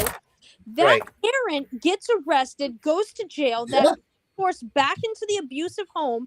But yet, when married parents have a child that runs away, and the statistics show that almost all kids who run away are literally from abusive homes, that kid can run away, go wherever they want, and there's no recourse. The parents aren't even investigated for the abuse.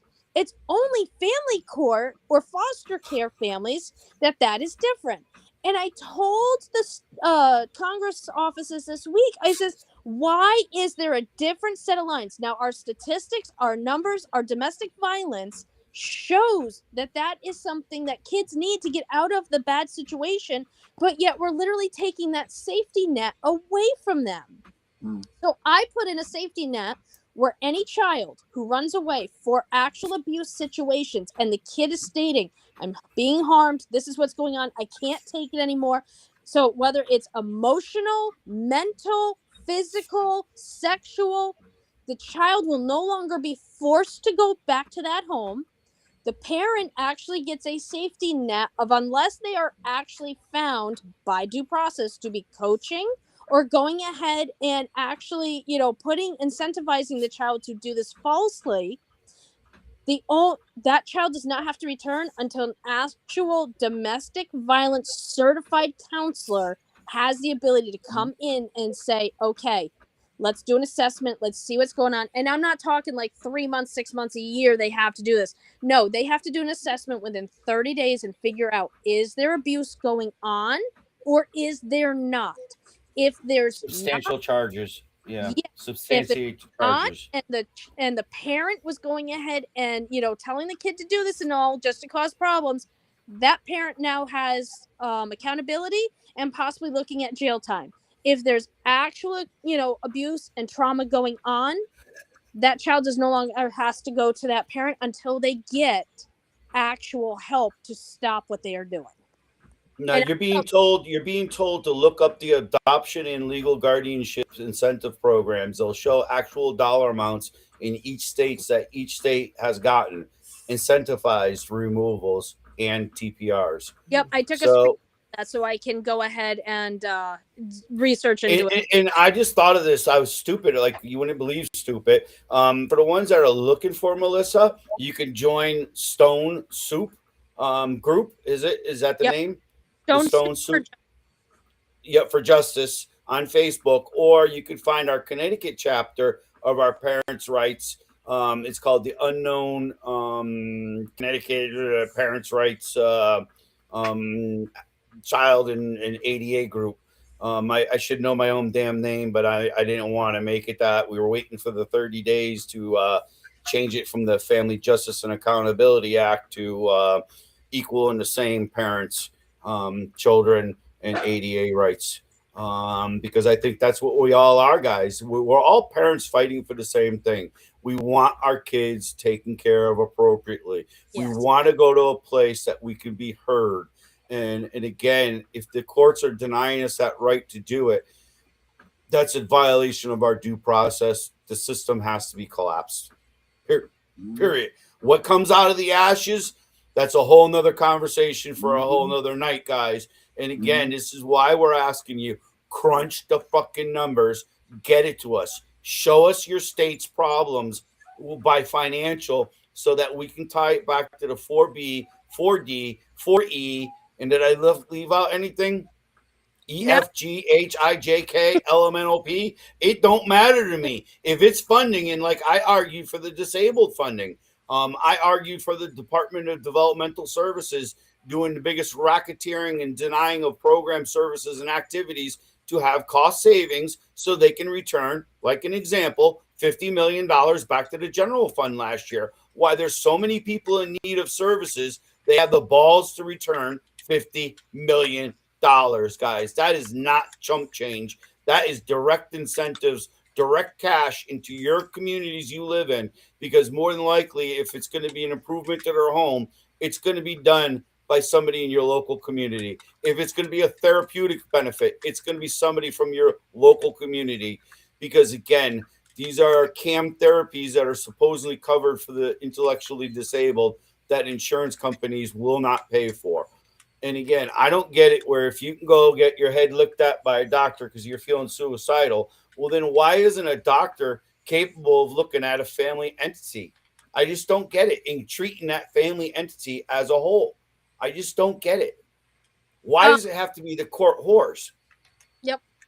Anthony was asking, what bill is this? I need some information, please. Get back home. It is my bill. I wrote it. I was down in Congress this week presenting it. I did put up a little snippet of it on my Facebook page, and my TikTok. And it's in In the Stone Soup. It's in the Stone Yep. Soup, and it is on the Connecticut chapter of parents' rights, unknown name, parents' rights. It is Um, Safe Children, Safe Parents Act. And I was down there. I did not let the whole thing out at the time because of the fact that there's too many adversarial people that are working against, stuff, ending this corruption for kids. But now that we have this type of progress and we have everything going, I'm probably going to release more of it because I have a lot of offices already behind me, and I'm going back down to DC again this week to continue progress with it. and Anthony, we would not have your not best interest at heart. We cannot fix every damn problem in one bill. No. If we can get a bill number, then it opens it to the debate of Congress, which now really opens the door for each state to individualize it to their needs. So again, like we're just gonna say Atlanta, Georgia. Shit, man. I never knew it was so damn bad down there. Tennessee, I never had a clue. Kentucky, I never had a clue. I thought these were states that were very strong, pro family, pro keep everybody intact. But the truth is far from it. They're one of the worst states I've ever seen in my life, next to Ohio. Okay, so again, or Virginia, or again, so again, Melissa's bill is a federal. It's going to be a federal act, or it's going to be a federal Bill. executive order. Yeah. Executive order.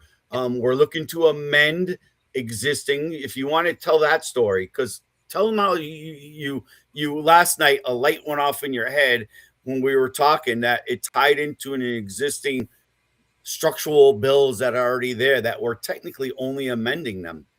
So when I've been going ahead and digging deeper and deeper into these, supposed high conflict cases, because those are the ones that the kids are hurting the most from, inside the family court, I should say. That's excluding CPS at the moment, because Kathleen's got a really good, handle on CPS, and every time my ex used the CPS against me, they never came back with anything because I'm boring parent, really, for them blowing stuff up. But I there's nothing they can use. So, but what I found is that what they're calling high conflict cases to continue on the funding is actually just domestic violence cases that in 2026 we still have a national massive domestic violence issue in this country that is still to this day just being ignored. Now, and I'm not saying anything against like men in general. Unfortunately, men still are technically the highest percentage of abusers on statistical. I think part of that is because of the fact that, women are not being held to the same accountability as men are when it comes to it because we are weaker, things like that. So it's not always believed as easily.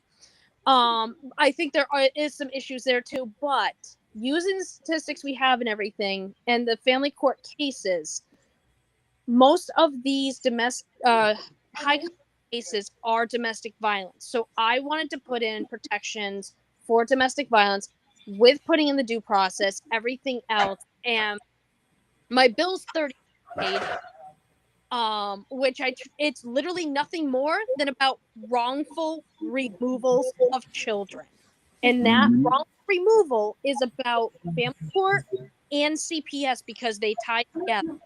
And because we knew already that Kathleen was given the job of doing a massive overhaul on Title IV by the administration, I just did a small stopgap, in my opinion, of putting a Band-Aid over the dam, of stopping the children from being taken by putting in due process, making sure the courts were upholding civil rights, making sure they were following ADA rights, and then putting in different accountability levels, not on judges because it was really tough to be able to get something like that through, but on the GALs, the attorneys, and especially on the lying parent.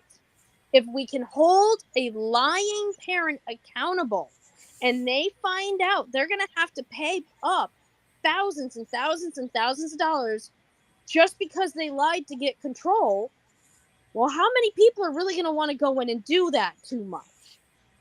And once you have a court order for something like this, you can't go to bankruptcy court and get it expunged.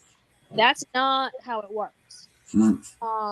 So I wound up like, I focused on the best way to uplift kids, make all the incentivization around putting the family unit back together, but holding the fraud accountable, so that way we didn't have to keep having kids get hurt or trafficked or killed. And one of the things I told them is that most of these offices never had any clue on is we have 3 times more children dead from judges' pens than we do from school shootings. And when you pull up the statistics of school shootings, which they're horrific, I hate seeing them. I worry every day about my kids being in public education.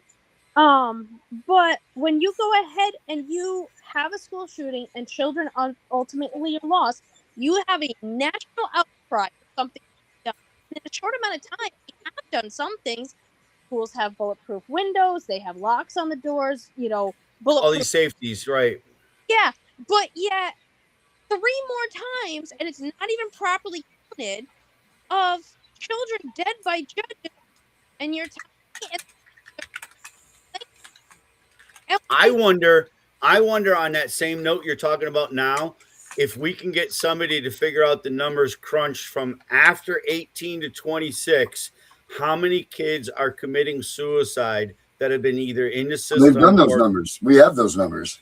You have those numbers. There's more kids unaliving themselves that come out of the system than there are of veterans that come back suffering from PTSD. Just put that number into your head. Well, that was another thing I made them very aware of this week, is the fact that the actual data on parents going through the family court system or CPS are coming out with PTSD the same as combat veterans. Yes, it is combat. It is. Yes, and when I explained that, they said, "Do you have it?" I said, "Yes, it's all in my bill." How do you do that? A mentally stable society when you can't work. Melissa, you're gonna have to move. You're breaking up on your cell phone. I don't think it's us. I think it's you. Oh, I'm sorry. I can hear you perfectly, but maybe it is me. Oh yeah, I've only got one bar all of a sudden. No, there you are. You're back. Go ahead, repeat that statement because I don't want people to miss that statement. Basically, I let them know that, parents who are going through these systems, they are coming out with the same level PTSD as combat veterans that through war. And I explained to them, basically they're complaining about a mental health crisis in this country, but how do you not have it when you've been doing this for 30 years, allowing this corruption, allowing these families to be harmed, and then you expect everyone to just come out happy? I can't tell you how many GALs I've heard when my kids are sitting there screaming and crying and say they feel unsafe because their father's hurting them, and they say, "Oh, don't worry, kids are resilient, they get over it." What? No, they're not. No, you're traumatizing them for life. And ACEs, which is one actually setting up the next failure unit of the family. Because again, if you did not see a healthy relationship growing up as a kid, how can you portray a healthy relationship to your children? Exactly. And that's one of the things I wound up. Now, while I agree there is a style of parental alienation, and there is definitely mentally unstable parents who turn the child against the other, and I've seen that even with my husband and his ex with their son. Yep. I don't agree with the Richard Gardner style. I don't agree with his ways that he did it. And wait a minute, when you say you don't agree, it doesn't mean we're not welcoming you to the table to give your opinion, right? I mean, no. I'll listen to anyone. Prove it to me. And again, this plead the fifth. I plead the fifth. I gotta meet you one day because you're a badass. One of these days you got to come up on the show, either with Darren or me, because I like that name. I plead the fifth. I wound up, I believe the ACEs, which is actually accepted SM5, should be really the substandard. Yep. I tell everybody that comes across, whether they've told you to do that or not, go get that ACEs completion. Go get that ACEs course. If you have a CPS case, go get that ACEs course right away. Exactly. And that is where we need to get rid of the whole today's version of parental alienation that has been debunked, and there's no actual science behind it. And we need to go to the ACEs, because parents will find they actually get better results. There's better understanding, better tactics to use, and the courts completely ignore that. And it's a DSM-5 accepted, psychological analysis. And it's like, why are we ignoring all of these tools that would actually go ahead and help our children better? And then all you gotta say is, it's the money. Well, yeah, and the first thing that says is a trauma-based incident is what is the basis of ACEs, which most of these trauma-based incidents are CPS coming and removing the children from our homes. Yeah. Or going in from a long battle of parents that can't keep their shit together and not keep the fight away from the children. Because you as parents really need to make this not about fighting in front of your children and winning them over. If you really have a half a brain, you're going to do the fight outside of the home, not in front of your kids. Yeah. And I get lighting off, because when somebody gets your goat, you're lit off. And guys, tentatively, when women pull our chains, then we pop our freaking corks. There is no ifs, ands, or buts. Women know how to get to every guy's cork and make them go absolutely bananas when it's time wrong to go bananas. So again, guys, we got to keep our shit in check, where we got to think about what's going on here. What's this post-child experience event? Yeah, I got to look into that. That's fun. Okay. And guys, again, Stone Soup for Justice. You can join our Facebook club, or the Connecticut. You'll get a hold of Melissa there. The Connecticut Unnamed Parents in Children and ADA Rights Group of Connecticut. Or you can just look up Henry J. Martaccio. I don't care. I'll use my name. Send me a message. Right. Go ahead. Let them have it, Melissa. Yeah. This is going to blow up. And again, I don't think you're going to get freaks kicking down your door, because everyone can see honestly in your face. If you can't, and you think that we're such bigots, we're out here to fuck everybody. No, we're here to take everyone's collective opinion. And I'm telling you guys, this face here is the one that can run it through Congress, because she's got a smoothness in about it, and an intelligence that she can approach it in a way that, instead of going up there as an advocate, where you want to tell your story, you want to tell the horrendous, she's hitting them with data like you wouldn't believe. And again, here we go. Here's Darren just posted the Voto training course. That's for ACEs training right there that you can get. That's some free stuff to get you associated and learning about it right there. And the other night, me and Melissa were talking, and what was it? We wanted to use a word, alienation. And I says, no, Melissa, you can't use alienation. You have to use retaliation and coercion, or coercive control. And why did I do that?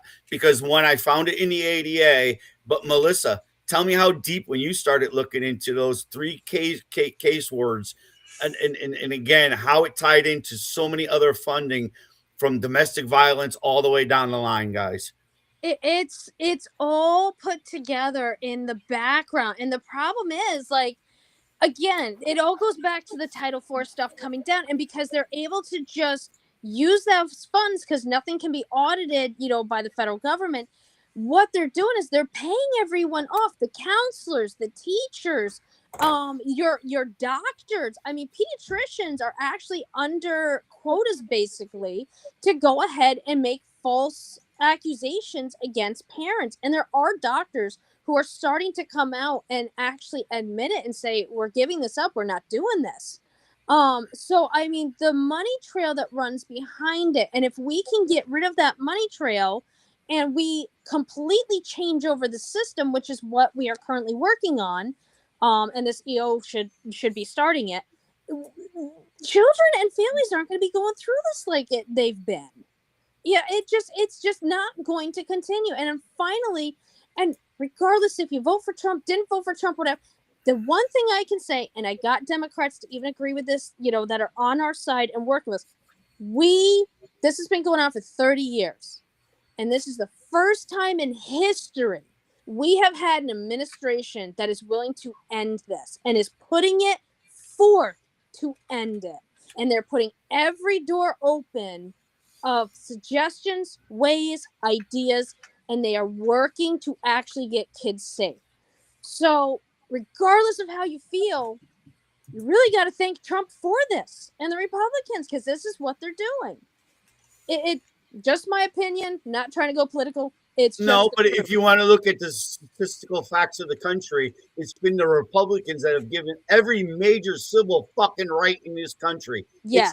It's Democrats. And if you want to go to the history of it all, it's really the Democrats that wanted to keep slavery. And honestly, with the system that's in place right now, we are all enslaved for our kids. Now, again, take it for the fifth. I'm taking the fifth. I'm telling you, we had this conversation this morning about RICO. We had this huge conversation this morning, and I believe the two cases that are going on in the country, Darren, correct me if I'm right or wrong, there are two cases that are being brought underneath RICO against the courts or CPS. I'm not sure 100%. Would be Florida and California.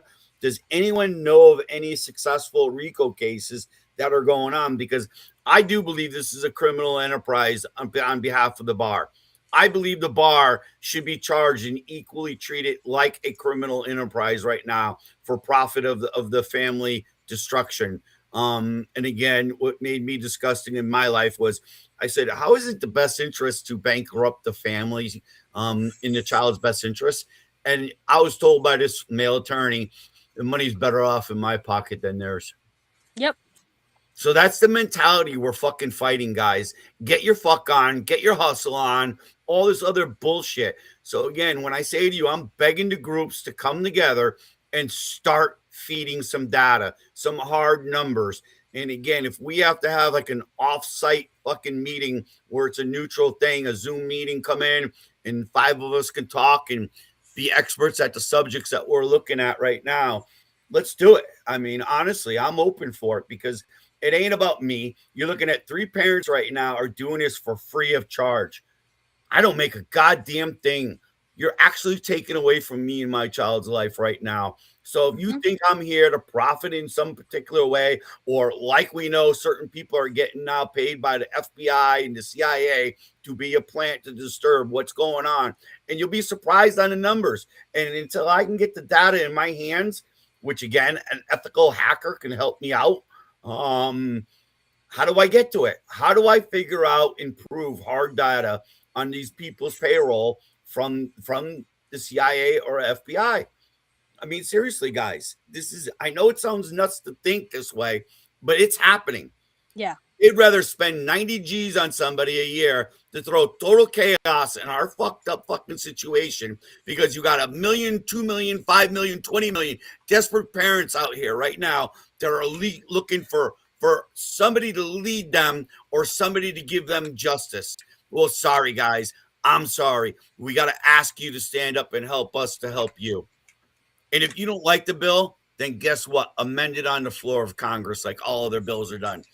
Yeah, I found out this week, and I did not know this. This is something I learned. Say my bill, my Safe Children, Safe Parents Act. When it goes before Congress and it goes on the floor, that amendment can be an entirely overwrite. Like they could literally wipe out everything. After every fucking hearing. After. And Connecticut did this to us in 2016 on the GAL reform. It got out of the House. Judge Carroll came in, interfered with his cronies, and gave more fucking protections to the GALs.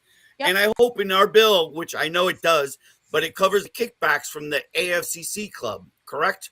If people don't know, that's the private organization that the AFCC attorneys who are GALs that the judges like to hire in their courtrooms through the association for that attorney throwing them to work. They get a $200 kickback for every case they get.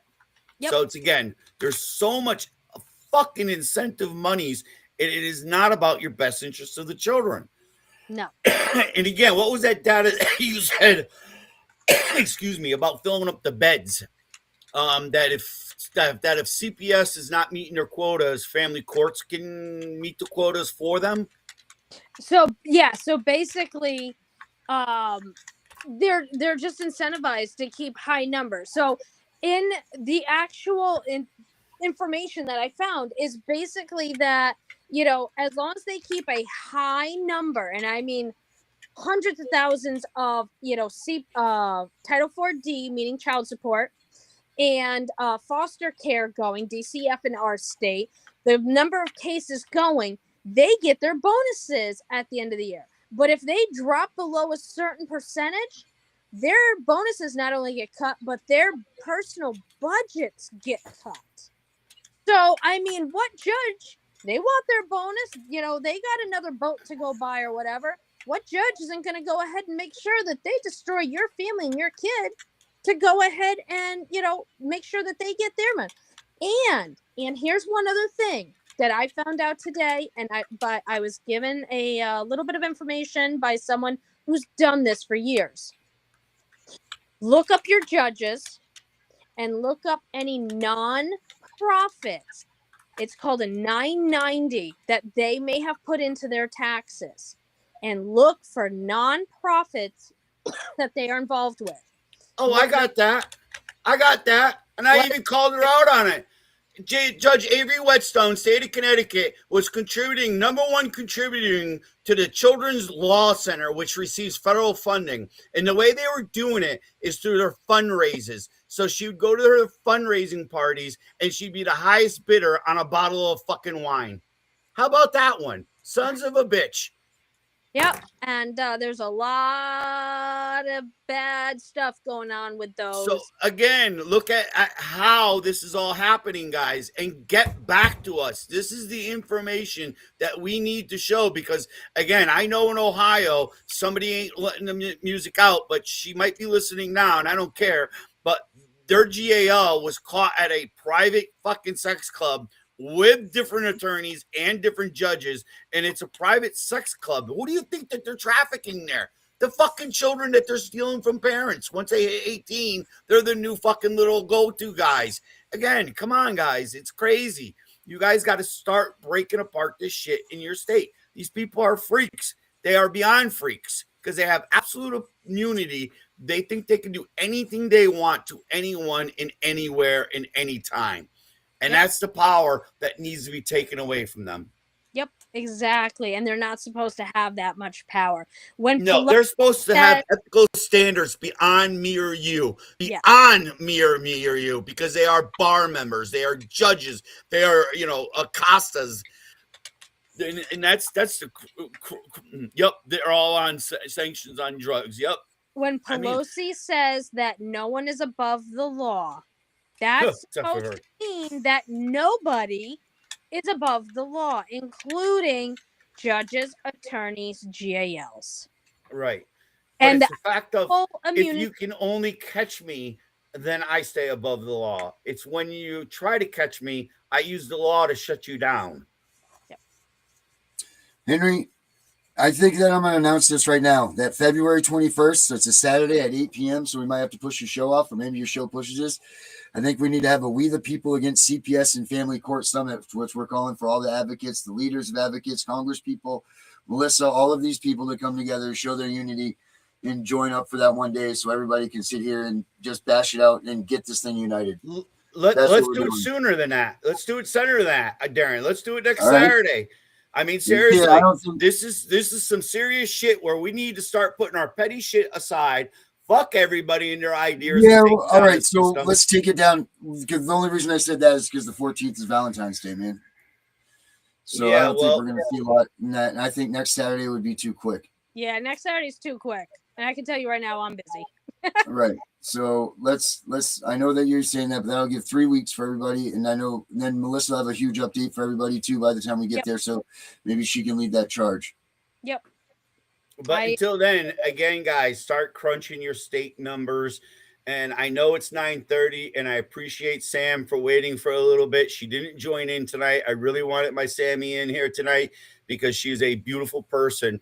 So if you need a little healing tonight, please tune in with Sam. Sam is a wonderful person who's gone through the traumatic experience. She can relate to you guys. She's willing to vet your story. She's willing to listen. She's willing to help as much as we can help. I mean, my God, at least it's something. Right now, we are not charging to listen to the problems of everyone because we're all in this soup together. And what we're hoping that comes out of it is one hell of a cup of soup when we're said and done. And it makes total sense that if your input is not going into what the solution may be, because we don't even know, we could be wasting our breath. We could be running, circles around our ass. And this is what the government has done for the last 35 years since the Clintons implemented this bullshit that we're under now. And again, I don't know what to say other than, guys, I'm giving you hope tonight. I'm showing you a face that is making changes along with Kathleen, Darren, and I don't feel I do, but just being here, I am. By you being here, guys, you are. And it's not going to give your kids back today, but what we're saying is we're here to make you whole for the day your children do come back to you in your life, because they will come back. And with what's they will come back.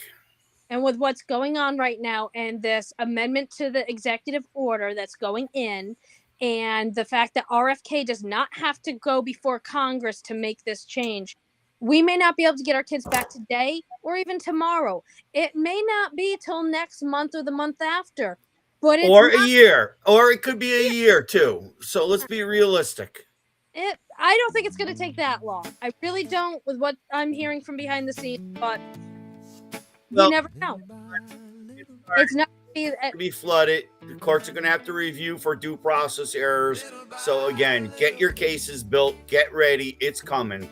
Yes. Thank you, Melissa. Thank you, Darren. Melissa, hang out backstage with us for a minute.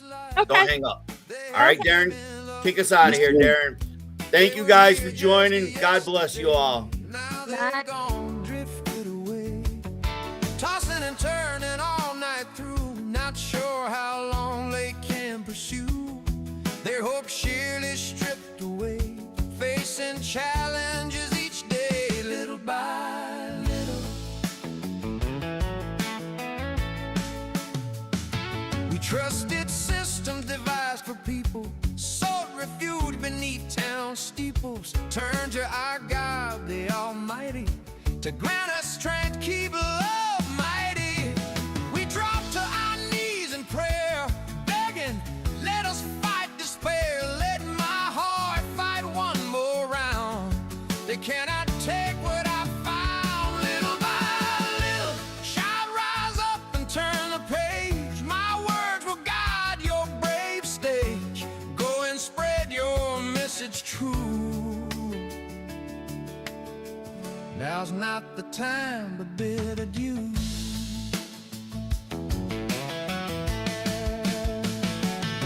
We are all broken inside. Doesn't mean you say goodbye. He has given you the might.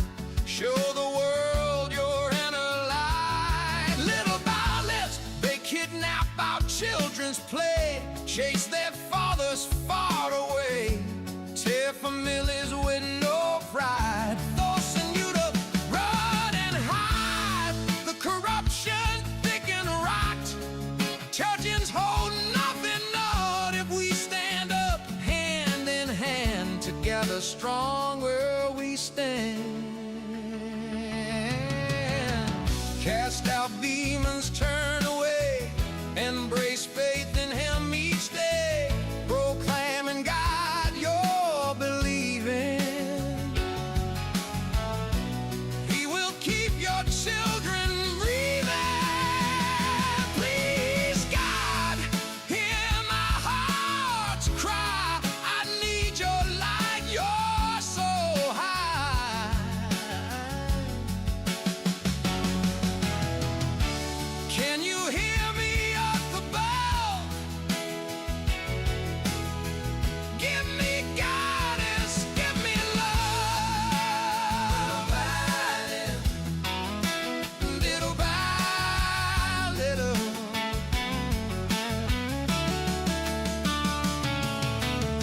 Open your heart, it's not late. Embrace Him with love, no hate, for your heart will surely mend. He'll be your guide and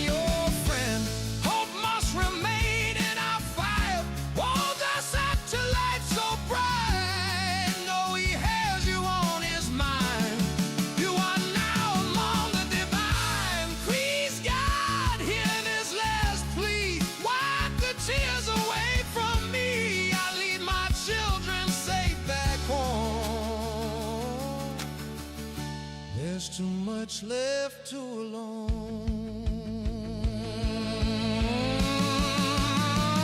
Little by little, point me to the right curve now. I wish I had you all along. It's never too late to commit, just trust in him.